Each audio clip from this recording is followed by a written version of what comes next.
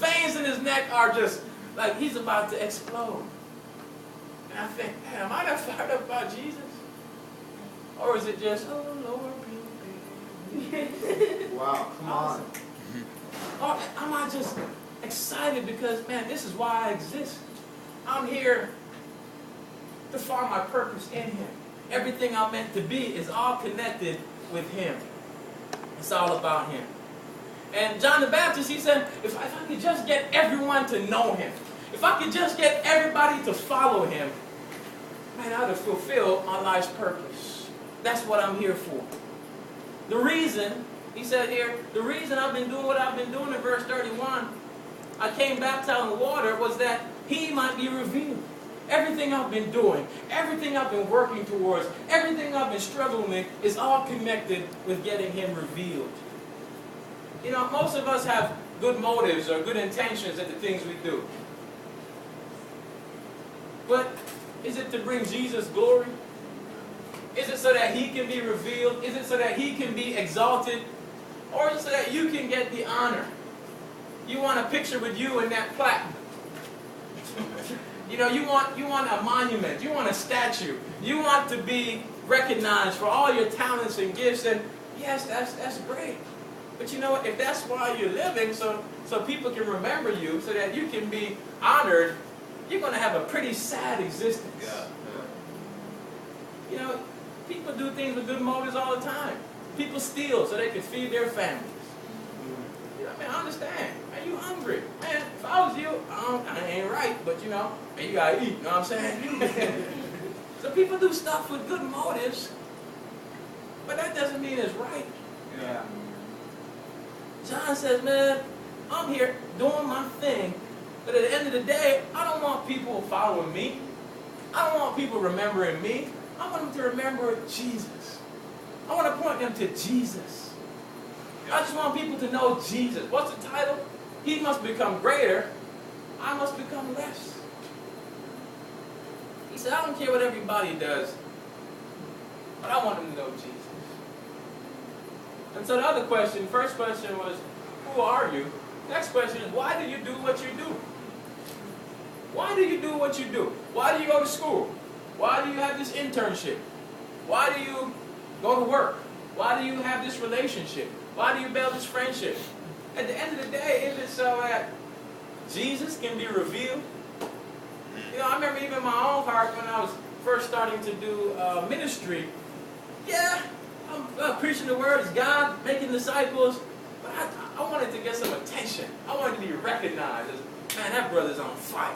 That brother, man, he could grow this ministry. So, did God bless that? No. Is this about who? Me? If it's about me, that's not godly. And so sometimes even, I know most of us here are committed disciples, but sometimes we do what we do, and the motive is still who? You. Still, like, you want it. God is saying, no, I can't, no, I'm sorry. When you get your heart right, when you realize it's not about you, when you realize, man, I can even use stones, I can make these stones come alive. People getting baptized, people growing, I can do that. I'm really working on you. You're the one I'm trying to disciple right now. You're trying to help us? No, God wants to help you. And so we got to realize it's about Him. Why are you doing what you're doing? Why is this your friend? Why are you trying to pursue that sister or that brother? Is it because you want Jesus to be revealed, or you just want what you want? These are tough questions, guys, I know. I ask myself them, and sometimes the answers is not what they should be. We want Jesus to be revealed. And so we see John's heart being pure, because let's pick up in verse 35. It says, the next day, John was there again with two of his disciples. When he saw Jesus passing by, he said, again, he just lost it. Look, the Lamb of God! Exclamation point. When the two disciples heard him say this, they followed Jesus. Turning around, Jesus saw them following and asked, what do you want? Man, I love Jesus. Just turns around, you know, you just feel people following you. Just turn around. I can imagine these guys like, you know. John is saying he's the Lamb of God or something. I don't know what he about to do. He about to spit fire, you know. And so he just turns around. And you're like, man, this is God Himself. This is the divine everything becoming flesh. This is so awesome. He's looking at us, and his mouth is about to open. He's about to just say something, man, let there be light or whatever. But he says, what do you want? I just feel like, I don't know. You? And it's kind of anticlimactic. They said, Rabbi, which means teacher, where are you staying? Of all the things you're going to say, hey, where you staying? You gotta understand, this is his first disciples, guys. This is the beginning of it all. And it starts with, what do you want? Where you staying? It starts with a simple conversation. It starts with a simple relationship. Yeah. So they went, and he said, where you staying?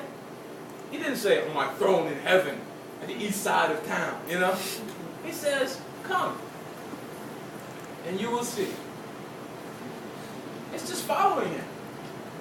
Come on. You try to hang? Let's roll. You will see. So they went and saw where he was staying and spent that day with him. It was about the 10th hour. This day, I wish, I'm going to go talk to these guys when I get to heaven. I said, man, what happened that day? Because it says in verse 40, Andrew, Simon Peter's brother, was one of the two who heard what John had said and who had followed Jesus. The first thing Andrew did was to find his brother Simon and tell him, we have found the Messiah, that is the Christ, and he brought him to Jesus. Jesus looked at him and said, you are Simon, son of John, you will be called Cephas, which means, translated as Peter. But in these few hours of Andrew spending time with Jesus, man, you got to understand, the Jews were waiting on this Messiah guy for a long time. He was supposed, if you found the Messiah, it was like you won the biggest lottery. He could have made money. He could have said, man, give me $5, I'll let you know where he lived. This was huge. But this all happened in spending one day with Jesus. He came to the conclusion that this is it. We found the man, guys. We found, I don't know if Jesus was in the house just levitating. I said, okay, you see that I'm God, y'all. I don't know what he was doing, but something happened where his heart connected and they felt like this is him. Now, as the story goes back and forth as they were following him, sometimes they were dull, sometimes they didn't get it, sometimes they were just dumb. But you know what? That defines my walk with God too, so I can't be mad at them. But you know what? It really stands out in this passage. Again, we're talking about John. These were John's guys. This was his job. This was his life. This is what he did. And so he got his boys. These are probably some of his leaders, probably some of his guys he's been working with for years. And they see Jesus, and he says, man, y'all gotta go follow Jesus. Man, y'all better go follow Jesus. Don't mess with me anymore. I'm done. I don't have anything else to give you. All my life is about him. So what's John saying? He must become greater. I must become less. It's not about me. It's about him. It's not about me. It's about Jesus. It's not about me. It's about the Lamb of God. It's not about me. It's not about me. How often do you tell yourself that on a daily basis? It's not about me. No, somebody said something that hurt your feelings. I can't believe she did that to me. Somebody just, doesn't do what you want them to do. Man, I can't believe she didn't do what me. Everything comes back to me. You guys, that's a recipe for a horrible, sad, depressing, discouraging, suicidal life. Yeah. It's about me. I just love John here because he's saying, go get with Jesus. Go be with Jesus.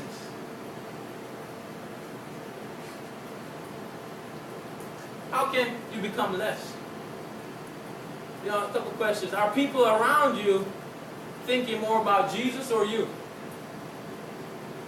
Are you pointing others to the true source of joy or peace? John was so fired up when his guys went to follow Jesus. Little things in my life, my little highlight moments. I was one of the speakers at GW's graduation. It's like, man, I remember, this was actually something I always wanted. There was a speech competition if you had a certain GPA, and I won the competition. It's like, man, my family's here. I'm up here on stage looking at everybody like, yeah, you know, they're small people, yeah, I'm about to. And I got up and just brought it. And you know what? The speech was done, and I went home. People said, good job, thanks.